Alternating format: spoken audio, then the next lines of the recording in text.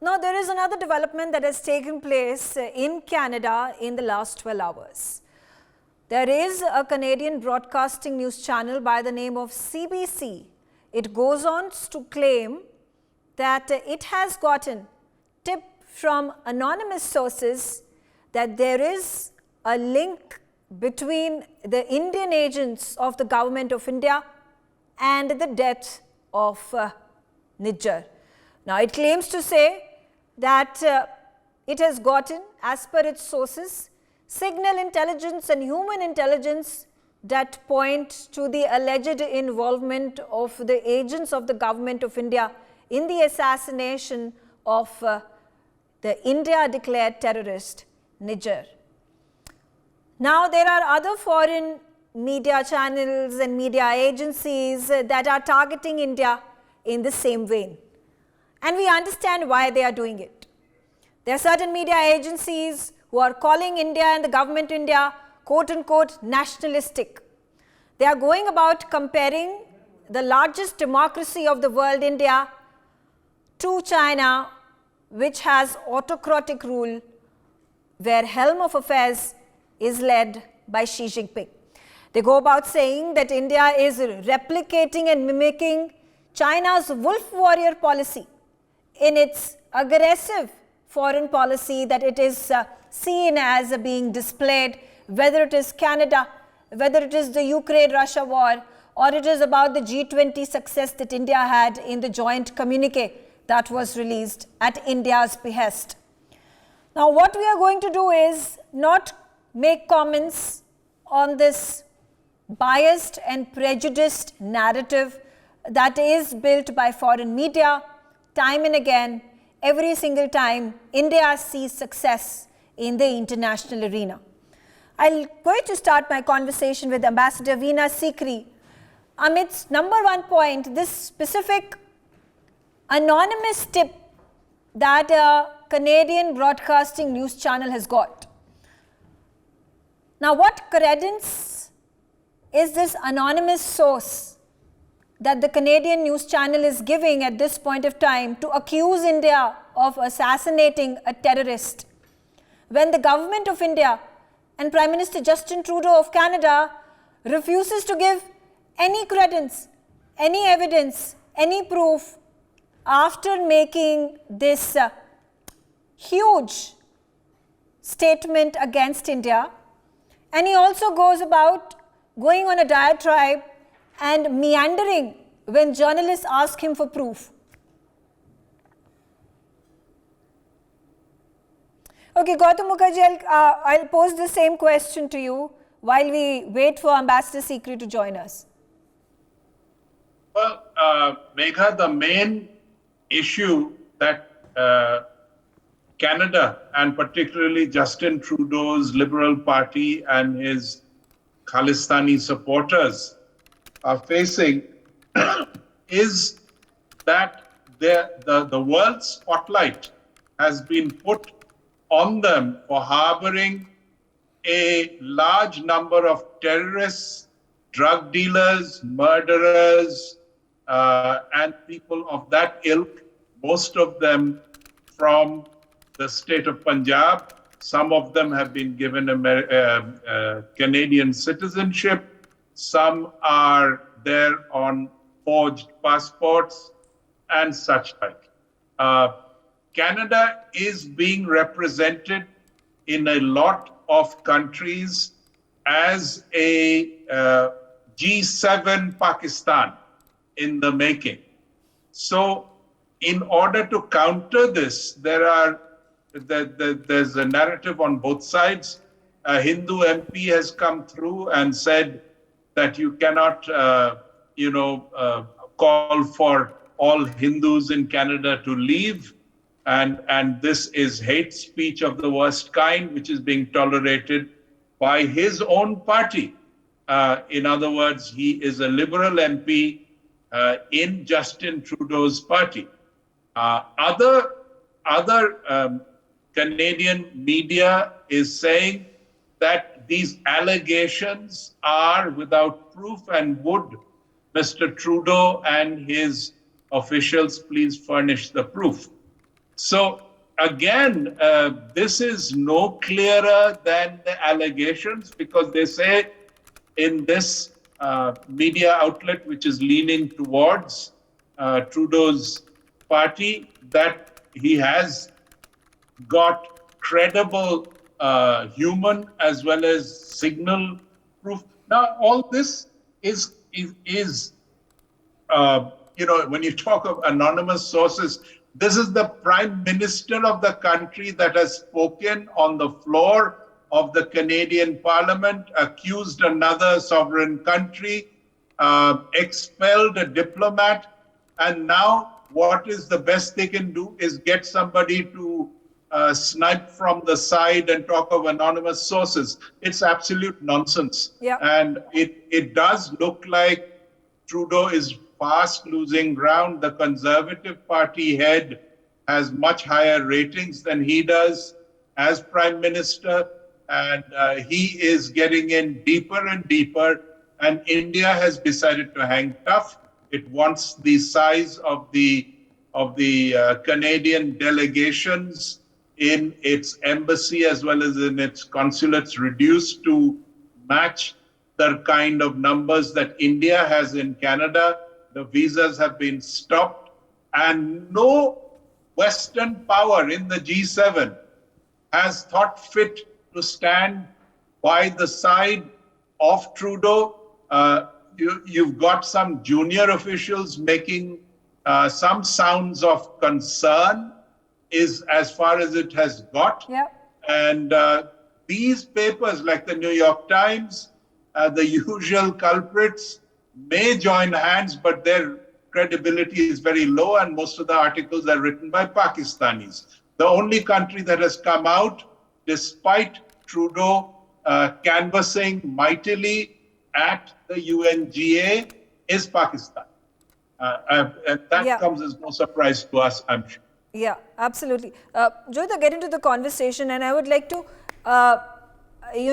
once again come out and speak about what Justin Trudeau has mentioned when he was questioned about what evidence he has against India when he makes this accusation. And he goes about meandering. He doesn't really answer the question. He speaks about rule of law. He speaks about how there is going to be investigation and probe has been done. There are intelligence that provides the government of India of all this information. But it's been 4 days that he has ranted. But why has the government of Canada not been able to provide the proofs? Well, it's almost like Mr. Justin Trudeau saying, I am Justin Trudeau, Prime Minister of Canada, a G7 country. I wear fancy socks, and that is why you should believe that, whatever I am saying is gospel truth. Basically, it's nothing more than that. The whole point is that, and because he is in trouble, because he does not have any actionable evidence, that he has planted this story in this particular outlet, media outlet, which is known as a mouthpiece of the Canadian government. It acts as a receptacle for all the plants that the Canadian government gives there, and they repeat those stories. You see, what kind of intelligence is he talking about? Quote unquote intelligence. Is it admissible? Is it evidence? You are talking about intelligence, but is your intelligence evidence? Because it is not admissible in court. You are not supposed to spy on any diplomats, on a foreign country diplomats. You are not supposed to be spying on them. That is part of the Vienna Convention. Other thing is that you cannot prosecute them. And tell me something, Megha. What need does India have to go after basically a gangster? Was he the main man leading the Khalistan movement in Canada? No, he was not. These people have existed forever. The thing is that yes, we have been raising these issues. What we should have been more interested in fact, I hope it happens also now, we don't let these people come to India. That is what. Why on earth would India go after this basically gangster? And look at the number of murders that are happening among this particular set of people.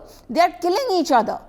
And our intelligence, basically it was an internal trouble, it was a gangster murder. Yeah. So the whole point is that, And I think just 2 days after, within 48 hours, there was another gangster from the Khalistani supporters group that got killed, and I was laughing because at one point of time, obviously this absurd thought crept in that is the Canadian government now going to blame India for this as well? well, the very fact that he spoke about it in Parliament, the very fact that he waited for all these months, he says that, I talked to India, they did not pay heed or something. So all that the very fact that he made it into a political issue shows that his interest in it is political. His numbers are falling rapidly. When we are looking at his numbers, what we are witnessing is that the opposition, the Pierre, that unpronounceable surname guy, he is ahead of him. Okay, he is right now running second, Justin Trudeau. So the thing is, you see, there's huge inflation in the country. Yesterday only, I think, or day before, there was a million people march against him. They kind of tried people. So he is in major trouble. He is in major trouble because of the Chinese problem also, which he did not take any action. So as a result of it, he is basically trying to shore up support for himself. He thought that, by diverting attention to quote unquote a nationalist cause, the people of Canada will rally around him, saying that, oh my God, Canadians under threat from India. We are under threat, our lives are under threat. In fact, Canada is the haven of terror, and this has been very categorically put forth by the government of India, by the Minister of External Affairs. I'm questioning over here, why is India being tried? Why are we on trial? It is the Canadian government, the Canadian authorities who are giving safe havens to terrorists, to Khalistani supporters, to Khalistani sympathizers, and they are turning into a second Pakistan, a Pakistan of the West. Why is it that they are being sheltered? They are a terrorist state, and the questions that need to be raised by the international media is against them.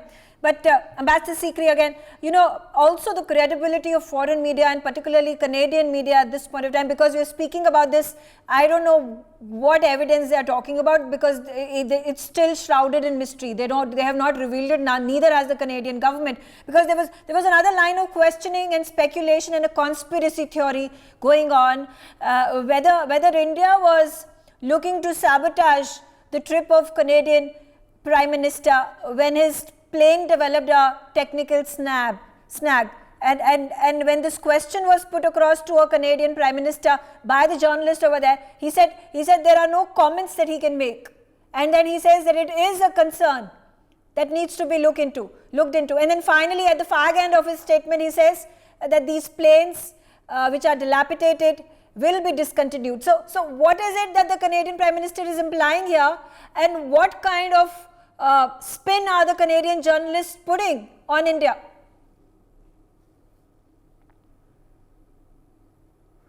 May I ask you to unmute yourself, ma'am? Okay, we'll try to figure out that connection problem with Ambassador Sikri. But the same question to you, Sumit. This laughable, ludicrous spin that the Canadian journalists keep putting on India obviously makes us question, and the world and the foreign media should question that what is it that they are up to. Sure. Ma'am, it is a desperate attempt of damage control. Look, nobody from G7 has backed him. Nobody from the international community has backed him. No continent on planet Earth has backed him. So Justin Trudeau is running high and dry and going like a headless chicken, trying to get some support. Except his Khalistani friends, nobody seems to have, given him any support. And the point I want to make is, Justin Trudeau has been talking about intelligence, Canadian intelligence. Now, when did intelligence become an alleged source of a newspaper?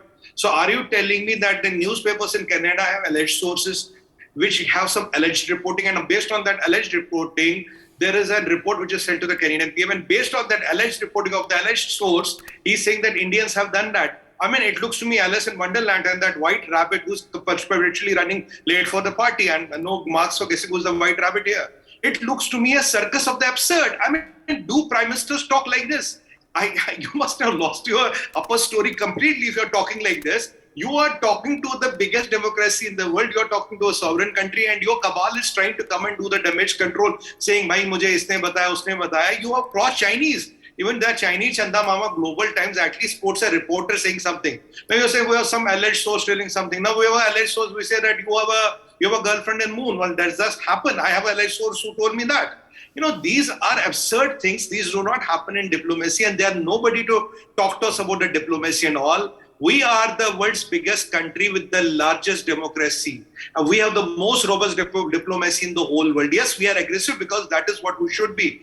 They are expecting India is what it was in 2013. No, 2023 India under Prime Minister Modi is entirely different India. Don't expect what used to happen by 2013 will happen in 2023. It was not the diplomats, it was the political will.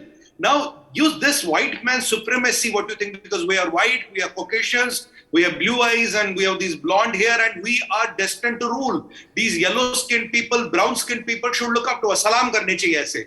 I mean, they are not used to this kind of retaliation, but they have to get used to it. The problem is, except being a neighbor of America, what is China? What is Canada up there? What is Canada in the bigger scheme of things? Why does the world need Canada? Only your 10% of the population is, your area is inhabitable, rest is not inhabitable. So what are you? You don't even have population to sustain your growth. You don't have a population to live by yourself. What are you talking about here? And you are casting aspirations on the biggest democracy in the world today. Yeah. And there's nobody who's there, doing with this. Your cabal of journalists, sorry to use that, are all sellouts. And there's a word I don't want to use that it starts with the P and ends with the S. So these are all people like them. And, they have proven themselves is a bunch of useless people. They are just trying to do a damage control for their prime minister, who is a dynast.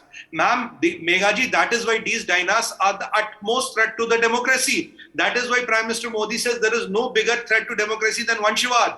This gentleman is a product of Vanshavad. He is nothing. Yeah. He is nobody except being his father's son. And if you are such incompetent people rising to the stature of Prime Minister, you can see how disastrous can they bring to their country, their people, and the bilaterals. Yeah. It can be a washout. These are absolutely disastrous. Absolutely. The point being taken that Pierre Trudeau was the father of Justin Trudeau, committed the same heinous crime. He sheltered the terrorists of the 1985 Kanishk bombing.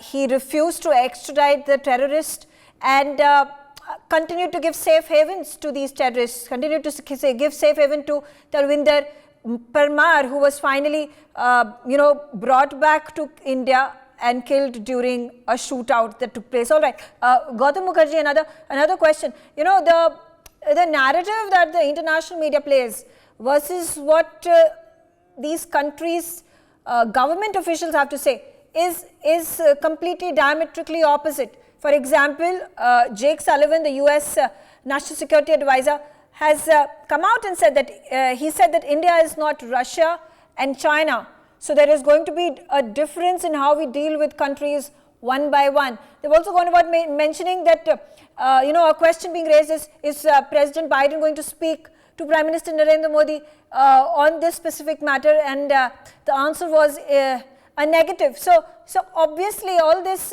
noise that Canada and Prime Minister Trudeau is trying to create is falling on deaf ears.